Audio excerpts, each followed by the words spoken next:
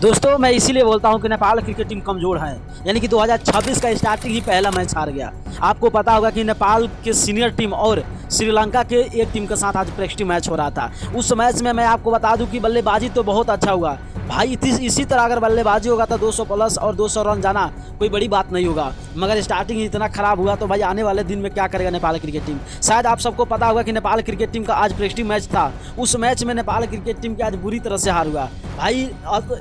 अब सोचो कि रन था 185 का टारगेट, फिर भी मैच को 17 पॉइंट कुछ ओवर में मैच जीत लिया। अब सोचो कि यहाँ नेपाल के सीनियर टीम और श्रीलंका के एक टीम का साथ मैच हुआ था। उस मैच में अगर बात करें तो भाई बल्लेबाजी इतना अच्छा हुआ कि आप सुनकर दंग हो जाएंगे। यानी कि आशिक से भाई अर्धशतकीय पारी खेले, उसके बाद आरिफ से भी 40 प्लस पारी खेले, दीपेंद्र सिंह ऐरी भी भाई 30-20 का पारी खेले। उसके बाद मैं आपको बता दूं भुरतेल मामा भी 25 की पारी खेले और कप्तान रोहित पौडेल भी 30 का पारी खेले, मगर संदीप जोहरा 1 रन बनाकर कैच आउट हो गए। और दोस्तों आज जिस अंदाज में मैच बैटिंग हुआ, शायद आप सोच भी सकते हो कि हाँ इसी तरह बैटिंग होना चाहिए, मगर 2026 जब इतना खराब स्टार्टिंग हुआ तो 2026 में आने वाले मैचेस क्या होगा। यानी कि मैं आपको बता दूं दोस्तों जिस अंदाज में आज बल्लेबाजी हुआ, अगर बॉलिंग की बात किया जाए तो एक बॉलर को छोड़ दिया जाए तो सब के सब बेकार है। यानी कि सोमपाल कामी ने 3 विकेट लिया, नहीं तो भाई किसी ने भी नई विकेट निकाल पाए और उसी अंदाज में मैच हार गया। यानी कि 2026 नेपाल के लिए बहुत बुरा हुआ और आने वाला दिन में क्या होगा आप लोग जरूर कमेंट करें और हो सकता है इस वीडियो को ज़्यादा से ज़्यादा शेयर करके वीडियो लाइक करें।